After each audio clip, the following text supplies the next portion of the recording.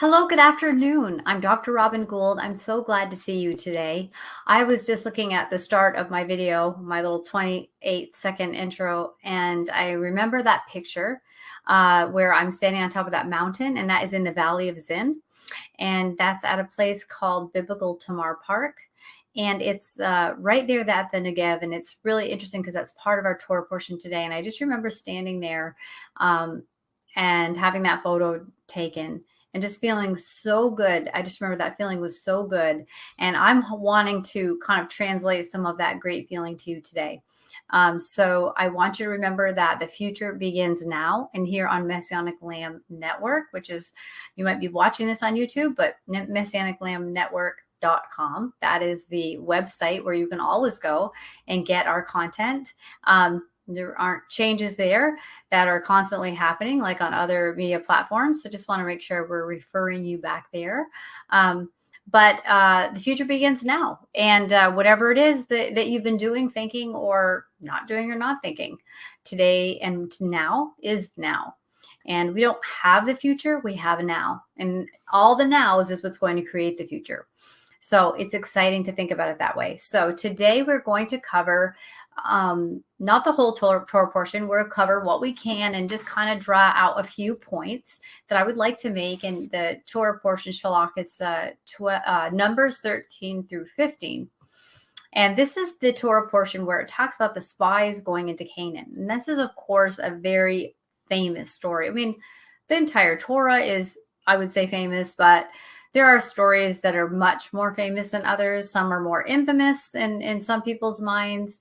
But this is one that is, I think, a pretty significant piece of the pie in terms of lifting our eyes and looking ahead without losing now. Now, that can sound like a really tough challenge, and it is.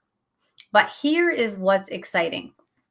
And I think this is brought out in this Torah portion, but maybe it's not as often spoken of. But I think sometimes when we are reading the Torah, we know the stories, we know the outcome. And so we don't really listen to the story.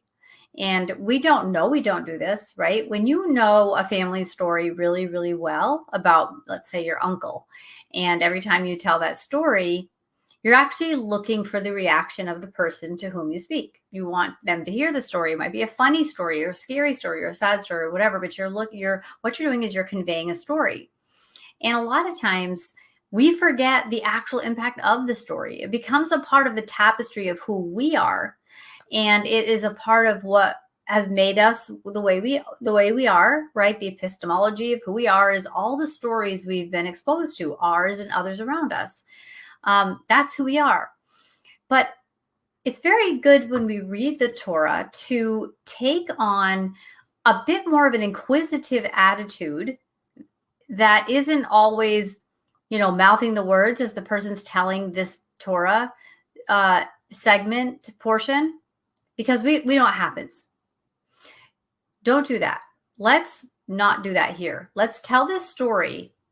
And I'm not going to change the meaning of this story. I mean, the story is the story. And I don't think it's hard to understand the point of these spies, right? I don't understand. I don't think that's really up for debate because it's a pretty clear story. But I think there's elements that we might miss when stories are galvanized with, in our memory, and we forget to continue to rehear stories with new awareness. So, for example, you might read a lot about the Torah and read about mothers and parenting or things about parents or kids, but then when you have a child and you go back and you're reading again, you might be more in touch with those stories and have a different view. I hope you are. I hope as you have more experiences, as you read the Torah and the Torah reads you, you're starting to take in and glean even from the corners. And as we read the stories and continue to be aware of what we're reading and continue to be in touch with the fact that these are stories about real people and it really happened, that it sends us, it's a trajectory further into the meaning of how this is to impact us. And the story, the Torah is all about, upper meanings, middle meanings, deeper meanings, shadows, right? And not every metaphor has to walk on all fours, but there are just some things that we can pull out. And so we won't read the whole portion. We'll just read a few things here, and I'm excited to do it. I do like this story.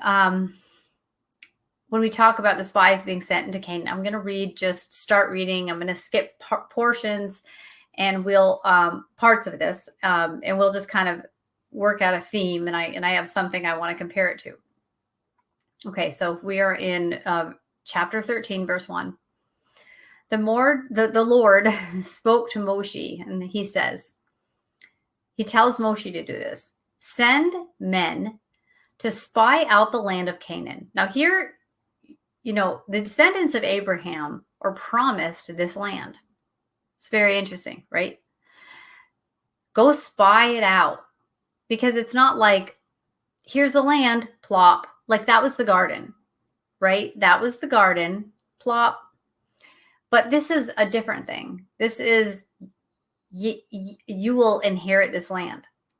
Inherit has conditions on some level, but we have here the covenant of the pieces, back where Abraham was sleeping when that smoking oven and flaming torch went through the pieces in this blood covenant of the land to the descendants. So yes, we do know the end of the story. We haven't even seen it yet. On some level, we haven't seen it yet. That the seed of Abraham will inherit this land fully inherit it. So take the ending out and let's get into some of this middle stuff, because I think this is where we need to go. So he says, send men to spy out the land of Canaan, which I'm giving the people of Israel. Now he says, from each tribe of their fathers, you shall send a man, everyone a chief among them. So we know that there are 12 tribes. God saw fit to separate and become tribal. Different tribes had a different slant, a different tone, different blessings, different curses, different birth order, different mothers, some the same, right? All the same father. That's interesting. Just that is very interesting. He wants one from each. He's not like, hey, tribe of Judah, big tribe, you go. Okay, no. He wants the chief from each different tribe to go and see what they see. So you're going to send a chief from each tribe, and Moses does this. He sends them from the wilderness of Paran, according to the command of the Lord, all of them men who were heads of the people of Israel. So it doesn't just say Moses did what God said, the Lord said, Adonai said. It could say that. But in this particular passage, it's very specific. He sent all the men who were the heads of the people. So the heads, the wiser ones, the accountable ones, all from different tribes. And these are their names, and it tells you like who's from Reuben, who's from Simeon, whatever. So there's all of that, which I'm going to pass over till I get to the next part here. Of course, we have Manasseh and all that. Make sure you're familiar with all of that, all of what that means. Okay. And Moshe called Hoshea, the son of Nun, Joshua. Now, Moses, we're in verse 17. It says, Moshe sent them to spy out the land of Canaan. Okay, it's really kind of keeps repeating this. Like, remember, he sent them to spy. It just didn't say he sent them out. It's to spy. And he says to them, go into the Negev, go up into the hill country, and see what the land is. Now, I'm up there on that mountain, close to that area, and I'm looking and I'm seeing what there is, right? It's really an amazing feeling. And he says, see what the land is. And here are some things to look for. It says, are the people who dwell there, are they strong or are they weak? Are there few or many? Are they, it says, is the land they dwell in good or bad? Are the cities they dwell in camps or strongholds? Is the land rich or poor? Are there trees in the land or not? Be of good courage and bring some fruit of the land. And this was the time in the season of the first ripe grapes. Okay, so another version of this reads as follows. When Moshe sent them to spy out the land of Canaan, he told them, go up through the Negev into the hill country and see what the land is like. Are the people strong or weak, few or many? Is the land good or bad? It says, are the cities where they dwell open camps or fortifications? Are they to let people in or keep people out? Is it an invitation or a complete and utter warning? Is it a threat? It says, is the soil fertile or unproductive? Are there trees in it or not? Like, is anything growing there? Is there anything to hide behind? Is there anything going on? Right? I mean, that's what I'm thinking. And then he says, be courageous and bring back some of the fruit of the land. Okay, so we're in verse 21 now.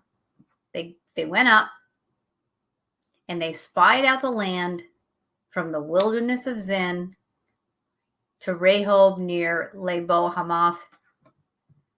They went up into the Negev and came to Hebron. It talks about all the places where they went.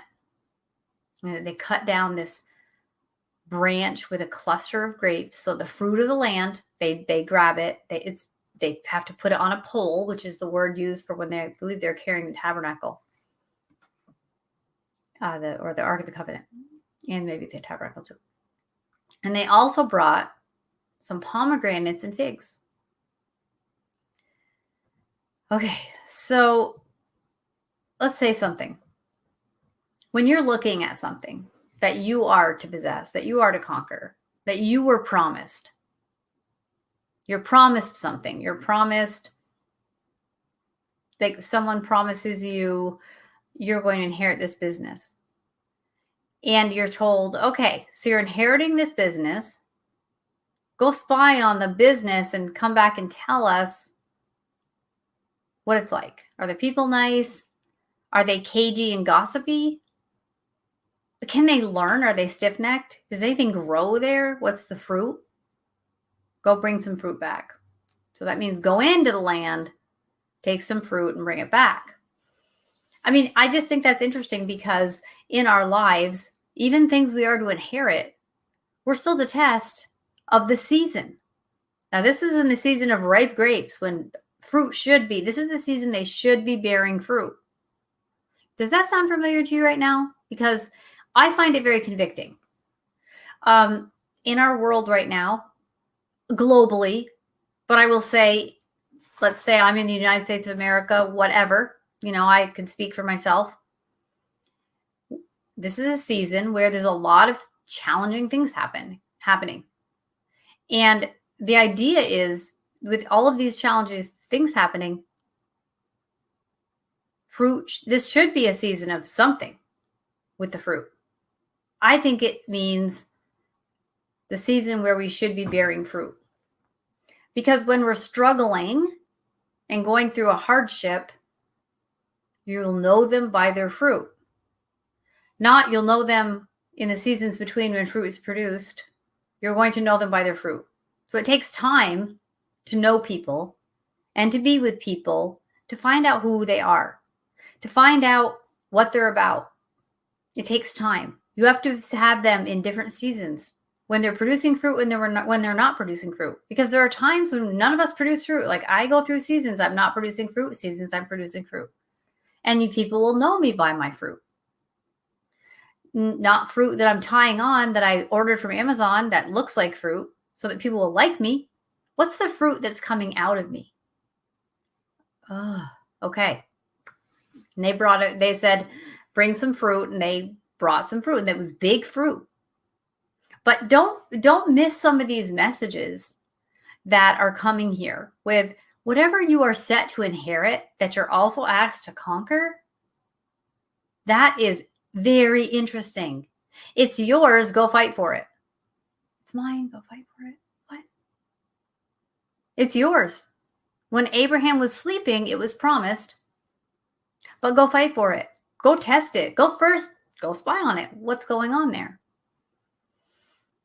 That's interesting. To me, that's a metaphor of like life. You're promised this life you're given, but how that works and how you conquer it, how you possess that land is going to require reconnaissance. It's going to require attention. It's going to require courage. And it's going to require wisdom about what are you walking into? What are you walking into? Your relationships with people. What are you walking into? Well, you have to see the fruit, first of all. So sometimes you have to bear with people long enough to give them a chance to bear fruit. Some people are slower to warm up into friendships. Some people are much quicker. Some people's lives, their fruit's very obvious. It's not little dates you have or almonds you have to look up close to see. Some it's like big, grapefruits or whatever, right? You're going to see things. Everybody's different. Everybody has their way. And so when we strive with people and they strive with us, we're going to watch how do they handle storms, because it talks here about the soil. Is it productive or not? Are there trees there? I think that's really important for people are compared to trees. I feel like there's just so many buzzwords here that if I'm an Israelite, I'm going to hear, oh, use those words a lot in Genesis, and then Exodus, Numbers, you're going to see these words and these meanings. And so the people would be in a mindset that they're in the wilderness, right? And they're being taught a mindset. But to me, this is a very hard and fast example of spy on things that you're promised so you'll know how to fight for them. Okay. I find that a profound thing. Not everybody does. That's all right. Now, at the end of the 40 days, and of course, that's the time of travail, right? The time of testing in the wilderness, the travail time, the time of like a test. So at the end of the 40 days, they returned from spying. So they didn't just like peek in for a minute. They really took their time. They got in there. They saw what they had to see. And then they returned. And they all returned at the same time. So that gives you the idea that they might have been together while they were examining things. Maybe they weren't, and they had a let's meet in 5 sunsets from now and we'll all head back. I don't know. But they all returned on the same day at the end of the 40 days. Because it doesn't say around that time. Where sometimes in the Bible it does say that, around that time. This says at the end of the 40 days. And they came to Moshe and Aaron and to all the congregation of the people in the wilderness of Paran at Kadesh. Okay. Just lost my place. Okay. They brought back word to them and to all the congregation and showed them the fruit of the land. And they told him, we came to the land to which you sent us. It flows with milk and honey. And this is its fruit. So the land itself is productive. It's fruitful. It's the land that the Father made. Like it's a great land, the land itself. He says, however, the people who dwell in the land are strong, and the cities are fortified and very large. Okay. So what they're describing is like, no welcome wagon is going to come for all of you to settle and hang up your shingle and start your business. Like that's not their goal. And besides, so furthermore, and this leads people down so many weird paths, I'm not going to lie. We saw the descendants of Anak there. The Amalekites dwelt in the land of Negev. The Hittites, the Jebusites, the Amorites dwelt in the hill country. And the Canaanites dwelled by the sea and along the Jordan.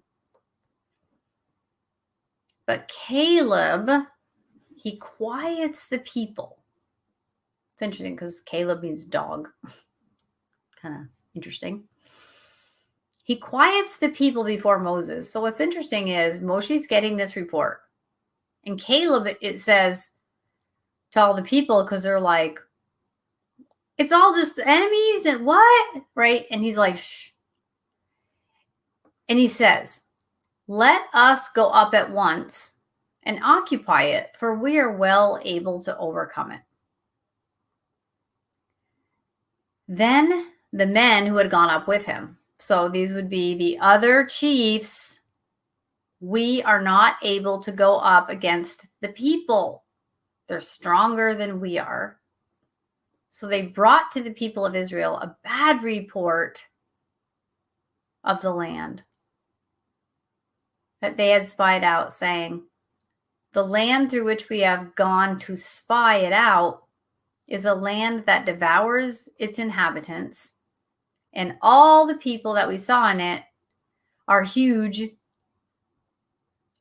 And we saw Nephilim, the sons of the Anak who come from the Nephilim, which from my perspective, if you want to know what I think that means, I think we have Nephilim today. These are the intimidating, strong, fortified people, good muscles in terms of money and power and elite status that have a lot of influence and get away with a lot of stuff, but are not pro Torah, not pro goodness, not pro humanity, selfish, globally people. So people that want domination and control. That's what I believe that means, that you still have them today. You see them in operation, trying to control things, right? Trying to control things, trying to dictate other people's rights, everybody's business, how they raise their kids, that sort of thing. And they get away with a lot of bad crimes because these are men of renown, right? These are people who have gained a reputation for themselves, and they're scary. They're the mob, right? And you've seen this like on social media. The mob will like attack a person that has a difference of opinion. And many times that person is going to capitulate and flip out, and it's going to damage them. You see that. It's crazy to see that. But it happens. And if people don't have their own mind, they're double-minded. That means they're unstable in all their ways. They're going to fall victim to the mob. So they're talking about, and like there is a mob there. The mob, the people who run stuff badly at their advantage to your peril. That's what I think it means. And we seem to ourselves, we felt like grasshoppers. And that's how they saw us too. Okay. Does that sound familiar? That to me fits what I would say. Yeah, I feel like I don't really have much say or any voice, because like these people are in charge of things. They've got their minions and they're in every little sector getting what they want, hiding what they want to hide, accomplishing their agenda. That's how sometimes we can feel. And so hearing this, the congregation raised a loud cry, and the people wept that night. So when you get this picture in your head of like just this other type of angry mob, like, oh, we can't get what's promised to us, and we're angry. It's like they wept. They wept. And all the people of Israel grumbled against Moshe and Aaron. The whole congregation said to them, would that we had died in the land of Egypt. Like, why didn't you just let us die slaves? And we talked about this with the Red Sea parting. Just let us die there. We had leaks. We had Food, we were not happy, but we had the basics. Pharaoh allocated and allotted a little bit of oxygen we were allowed to breathe in the earth that God made. Thank you. Or that we had died in this wilderness. Why is the Lord, and they had wept, why is the Lord bringing us into this land to fall by the sword? To let these big, huge, intimidating factors just wipe us out. Our wives and our little ones will become prey. Can you have a little compassion for just that sentence? I know we're all about, where's your faith? Where's your faith? Okay, I agree with you. But it's all well and good to have faith till you have children. Do you ever hear that saying? Ask any parent. That's when the rubber meets the road of faith. Because you love something more than you love yourself, and you see the world hurting it and breaking it and destroying it, and you're supposed to have faith. And it's hard. And sometimes it's not hard. But this story, I believe, is touching on that. These people wept all night and said, now what's going to happen to the people we love? Now, remember, they came from a system of these little g gods that never came through for them, really. I mean, really, they were not gods, but they were gods, little g gods. And that was the system they were slaves to. It's kind of hard to just switch the script, just trust God, right? Does that make sense?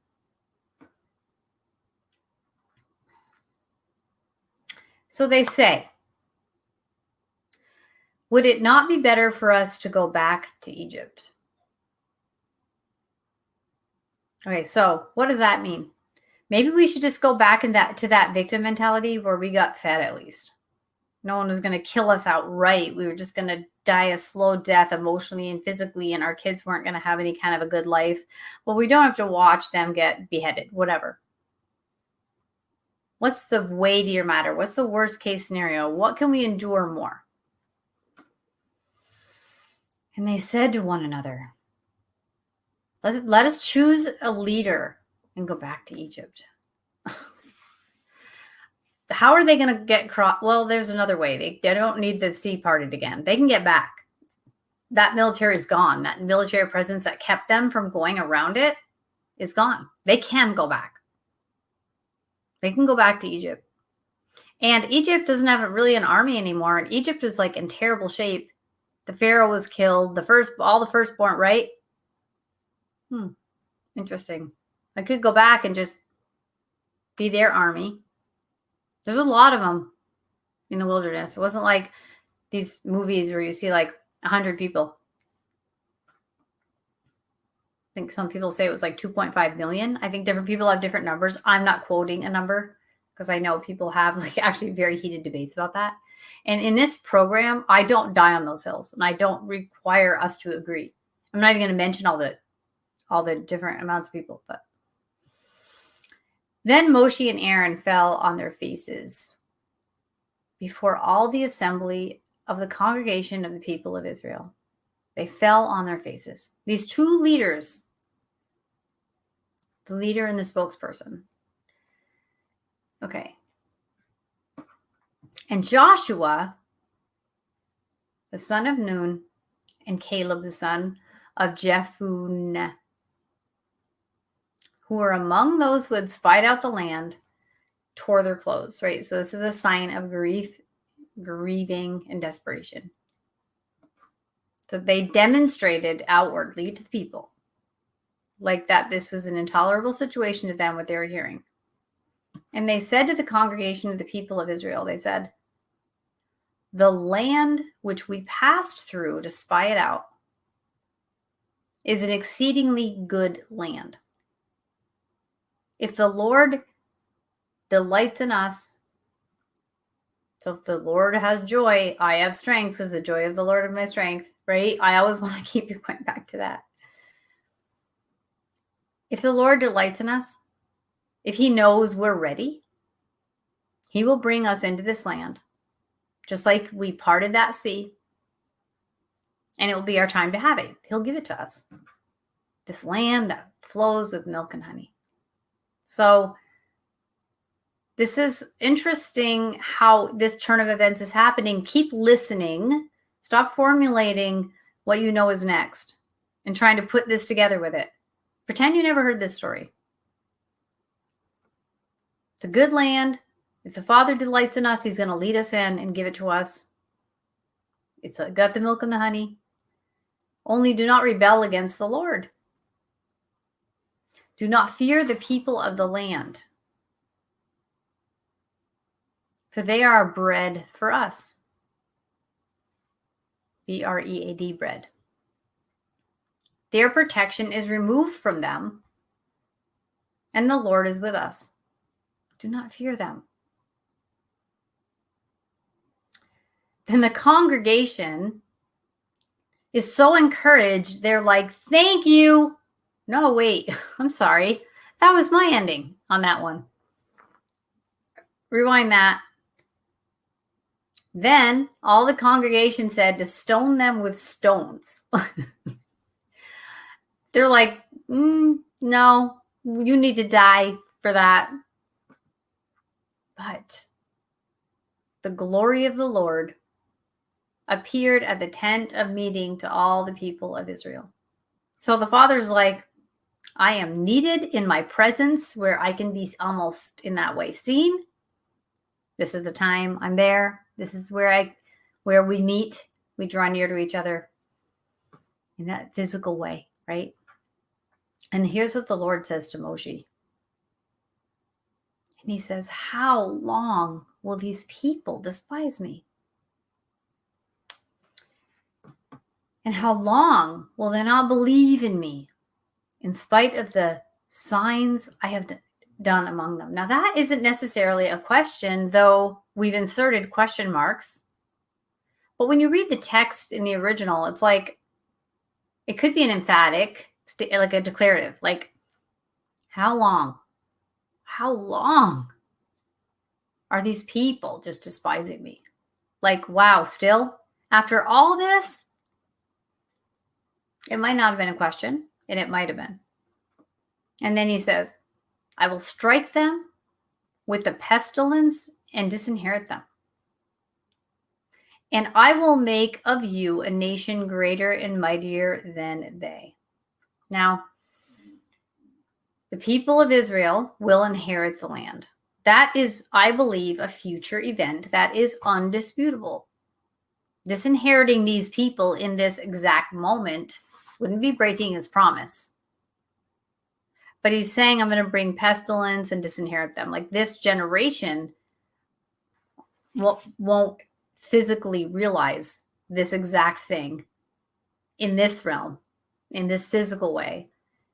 But obviously there's the divine inheritance, whatever. People have different views on that. And Moses intercedes for these people because he says, Moshe says to the Lord.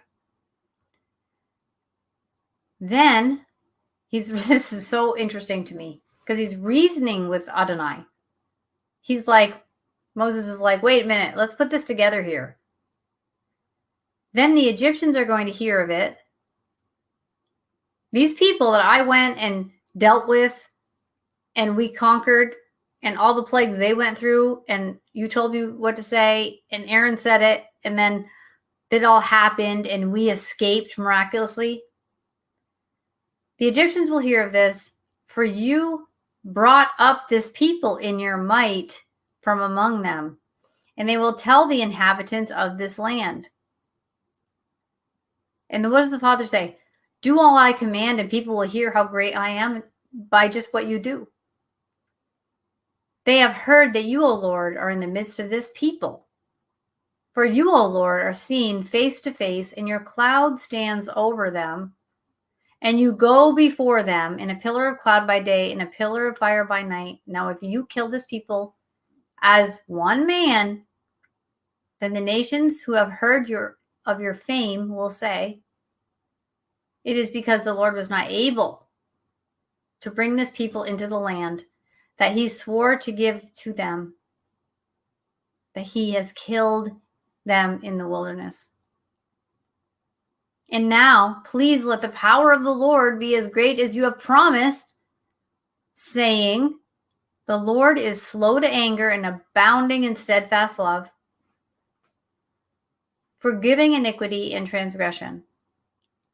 But he will by no means clear the guilty.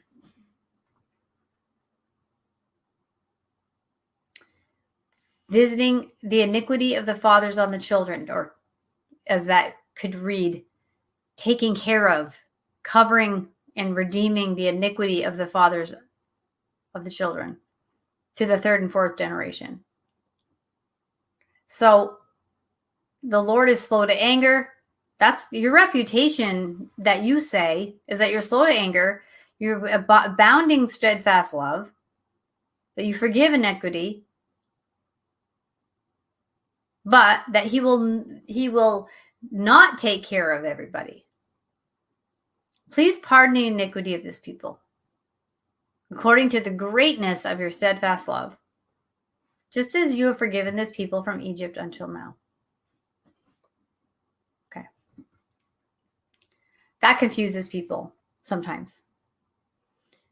He's arguing with God. He's giving God tips. He's reminding God of his image, that'll shatter if he acts on his anger.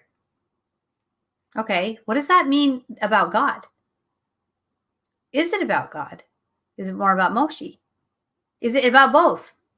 I'm going to go with both. Because then the Lord says, I have pardoned according to your word, but truly as I live,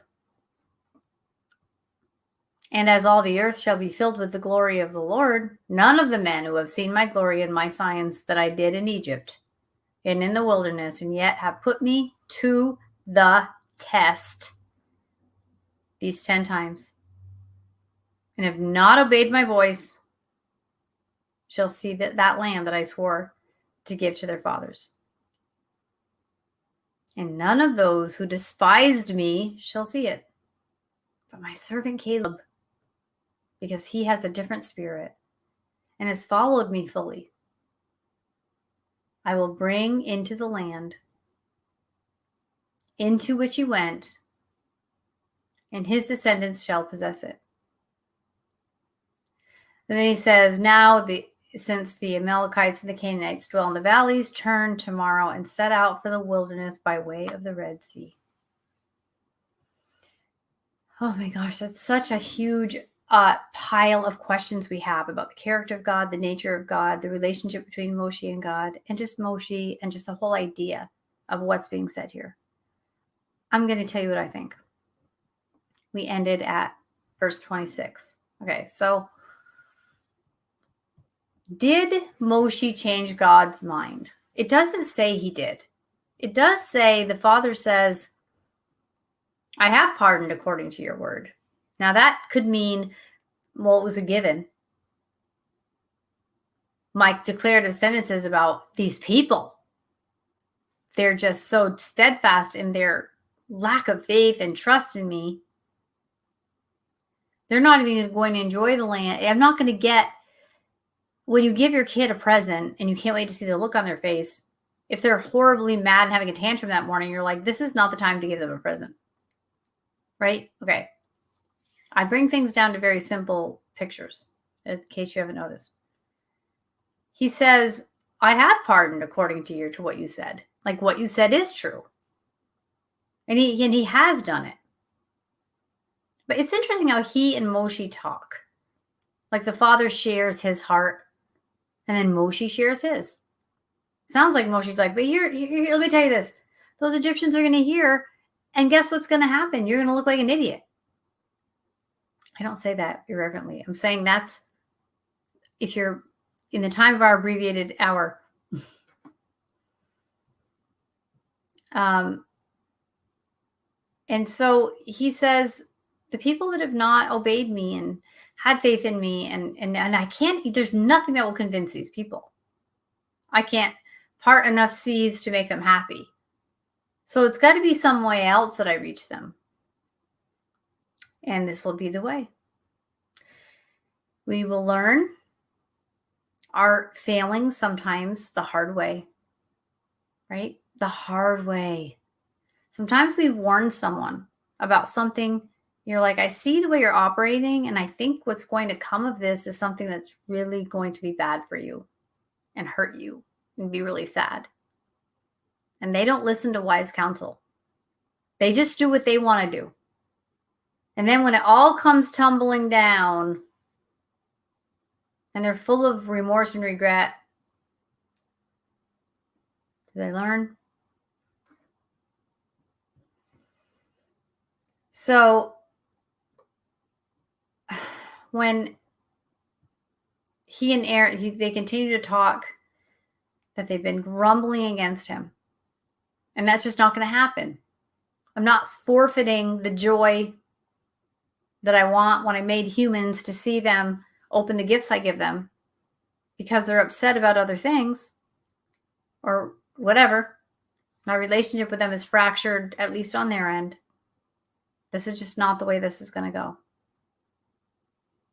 And it's interesting because Moshe says the Egyptians are going to hear this story. And really what I'm hearing is like someday Robin Gould's going to hear this story. What's she going to think? You know what I mean? That's how I hear that. Like all the people around you that are watching. Does he change God's mind? I don't know.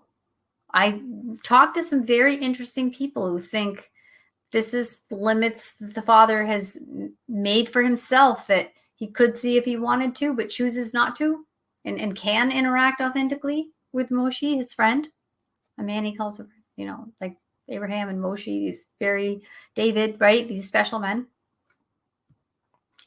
So this is an interesting thing because if we want to go into the more generic doctrine here, it's just like about the faith of Caleb. When you see things, God's bigger than those things, just do it. But it was about so much more. There was so much more detail. There was the chiefs of the 12 tribes, all different types of people that think in different ways and are coming together. They have different moms. Or if they have different moms, they have moms that are even squabbling amongst themselves because like jealous, multiple wives, right? There's just going to be different ways. When they do work on nurture versus nature, like that you've read about twin studies and things, when the twins live in the same house, they become more different. If they're adopted and put in other homes, they're usually more similar because people will fight for their individuality and carve a path for themselves, right? And so the idea here for me is like, he says, lift your eyes and look out and see what you're seeing. What's the fruit? What's the land? How's the soil? Tell me about it. What do you see when you look at something that I've told you to inherit? What if they had come back? And there's no what if, but if they had come back and they said, well, looks really scary. And you parted that sea. So I'm excited to hear your plan here. What now? Because you promised. That would probably not be as fun a story for us to learn about soil and fruit and waiting and faith. And the Father reiterate that the joy of the Lord is our strength. That's how we're strong, when he's joyful. What makes him joyful? When we're obedient and safe. To any parent, when our child is suffering because of their actions or the actions of others, we're not joyful. When they're not strong, we're not joyful. Now, we can be joyful, and the reason we're probably joyful is because at that time, our children are strong. Right? It's that Jewish saying, you're only as happy as your saddest kid. Well, and this goes on, and I am going to close up here with just talking about what we've talked about so far. People see things different ways. He wanted a multitude of eyeballs with different slants and angles to see this. And a lot of them really agreed that this was just too much. And but Caleb had a different spirit. So what he had was the excitement of what the land was, not the disappointment of how the people were.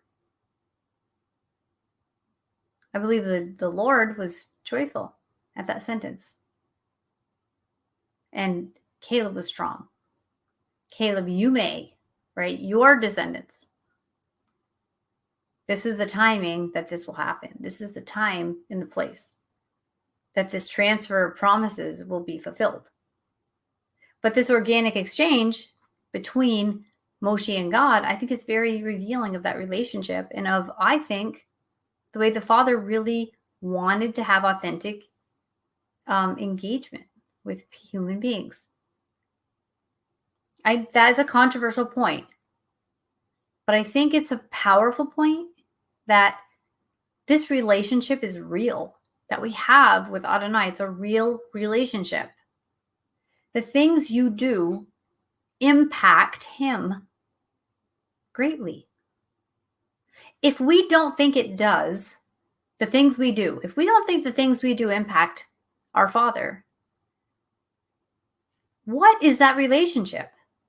That means it's a one-sided relationship. Yes, it's a one-sided promise. He, on his own name, transfers the land into the possession of the inheritance. Those that inherit, right? Yes, that's a one-sided promise, but it's not a one-sided relationship. And timing was everything. So the idea that everything was fixed it's a challenge to believe that when you're reading these conversations. But if we could look at it and look from the hill down and look at the relationship between God and humans, is there room for the authenticity and interaction and the Father making his decisions not based on something he knew before, but as the people go? Is there room for that? Does that make him any less God? Does that make him any less powerful? I do not believe that does anything but make him more powerful, because intimacy, which is achieved through risk, mutual risk, is powerful. And this really is convicting to me, because if you believe this, it really, really makes sin heinous. When we hurt the heart of our Father, we hurt his family, that he reacts to that impacts him. It weakens us. It weakens everything. It ruins everything.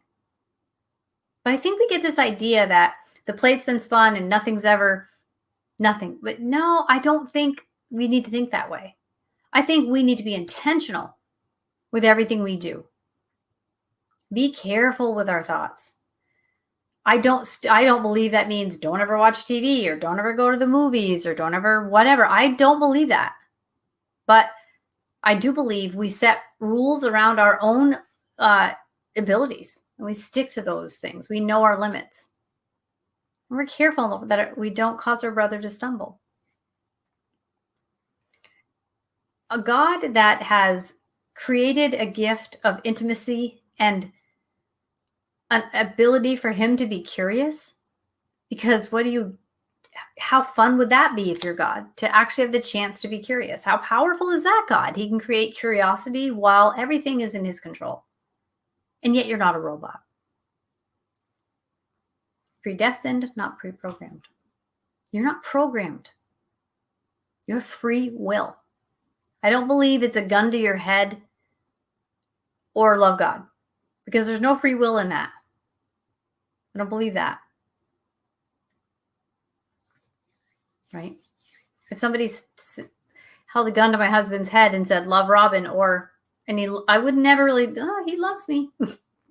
It's all me. It's like, no, might be he didn't want that bullet. God is smarter than that. And he is too worthy of truth for that kind of lack of free agency. Like, what, right? He's appealing. He's incredible. He's glorious and magnificent. And living on this planet is really, really, really hard. Every day for some people, for years at a time. Some people have it easier. Some people can organize their thoughts on this planet easier than other people. Some people look at every adventure as a terrifying plane ride. Some people look at as a roller coaster they stood in line for, and now's my turn. People are all different. Don't try to set your compass to other people's faith, other people's way of living, other people's chaos and cyclones and problems, because there's just way too many to pick from. But set your compass on the God of Abraham, Isaac, and Jacob, who keeps his promises, but he keeps them in his own way within authentic relationship and connection. Because this is the God we serve. The God that comes and dwells when we need him and says, I'm here. Let's discuss this. Where are we all standing here? This is what I'm going to do. I'm disappointed that they reject me. That wasn't what I want. I'm not joyful. They will not be the ones that set foot on the land in this phase. No. Because the Father keeps his word. He keeps his word perfectly. We don't always know how that's going to play out. But when we read the Torah, and we already know all the stories, it's impressive, but it's not helpful. If you actually want to go, what in this do I need to see today? Like, where am I? New mothers, new fathers, they're going to read the Torah different this year. I know people that I have a cousin just had a baby the other day. Everything's new to her now. Having a cat is new to her now. It's different than it was 2 weeks ago. Just seeing the world when you have a child is so different. So if the Father sees the garden and it is what it is, and then he puts man there, and then takes woman out of man, and says, now interact and see how this works. It's different for him. And what does he want? He wants something to love, and he wants devotion that he gets, that he can't take. It's like real. Please let the realness of this relationship absorb into your being. It's not just a collection of stories and hidden words and letters. And the people that are big and bad, they're not going to win. Don't worry. Be prudent. Keep your eye on them. See how fortified they are and how big they are and what's going on. Keep aware. And always expect you're the winner. One way or the other. Remember this. So I hope this encouraged you, this word today. We got into a piece. We never can quite get as much in as I wish we could. I actually had an example I wanted to, I'll just actually mention it. I don't know why, but I very much, I do know why. I connect this portion with one of my favorite movies. It's called Freedom Writers. And this is a true story about a woman that goes into, she's in California, and she goes into the inner city. She's this white woman, and she goes into this inner city where it's a integrative process of student body, just trying to provide opportunities and open schools. So it wasn't so segmented. And she walks in and she just sees potential. That's all she sees are whatever, say there's 30 kids in her class, she sees 30 souls waiting to be refreshed. And the potential to learn, she just doesn't see anything else. She just sees the land. She sees the soil. She sees the milk and honey. She doesn't see the obstacles. At least she doesn't think that they can beat her. And she gets right into that foxhole with these kids, and she does the work, and she cares, and she's persecuted, and she's made fun of, and the kids even don't like her at first. But she doesn't care. Doesn't mean she doesn't have her hard days. She even loses her marriage over it, because he just wasn't going to endure this special calling she had. But I love that movie because she is Caleb. She saw a difficult terrain of people struggling with loss and things that they have, the pain of the environment that they just felt stuck in. And she didn't think that that was anything that was going to stop her. And she showed up every day and she just loved and gave and used her gifts. She didn't let it get her down. And she's a massive inspiration for me. In that movie, I watch it all the time. Because Caleb's have to be here for us to get through. We need Caleb's. And the people weep in the background when they hear all these big bag boogie guys that are out there doing all these bad things. Yes, they weep. It's terrible. They worry about their kids. But be a Caleb.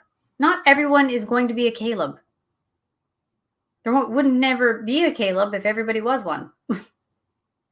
It's the way the planet is just going to function. It's just how it is. But check that movie out.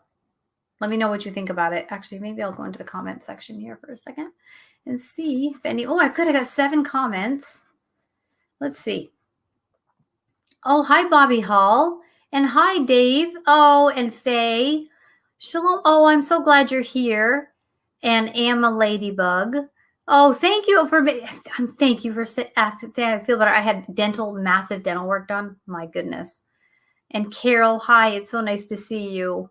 Yes, thank you so much for everything. You are such good people. I love you people. I just love when you come on there and say hi to me. But anyway, yeah, so there's my show today. Here's our show. The future begins now. We are going to be able to be a Caleb in a world of all the other eyeballs, weeping all night long. Yeah, we're going to weep with them on some level because it is tragic. But you know what we're not going to do? We're not going to be defeated, okay? Because we're not going to focus on the big wigs in the land that want to ruin everything. We're going to focus on the milk and the honey and the dates and the grapes because the grapes are so big that they had to be held on a pole. Like, this is good. This land is good. This land is worth fighting for. And we don't even do the fighting, but we do, right? But the Father strives with us. The Father will continue to strive with us. So may it go well with you. So go on to Messianic Lamb Network to get content here. I'm Dr. Robin Gould. My website is New Covenant Path. I hope to see you there. I have podcasts and blogs. I write Becky books, BEKY, Building and Encouraging the Kingdom of Yeshua. So you can go on and check those out. I have, I think, 5 of those books. I think 4 of those books, and a children's book. And I have a devotional that I wrote with Kenneth Sandifer, and interactive guides. Anyway, check those out. They're available on Amazon. But I am grateful for your time and attention today. I'm so glad we got to talk about this. I hope you think about it and maybe just leave me a note and let me know what you think on my website. But I'm glad to have talked to you. And remember, the future begins now. Bye. We are richly blessed to bring you what we believe is the fullest, most diverse, yet up-to-date progressive teachings, discussion, and prayer programming you can find anywhere on this planet. Be sure to take the tour of the MessianicLambRadio.com website. I'm Susan Hoogie, thanking you for joining us on the Messianic Lamb Video Network.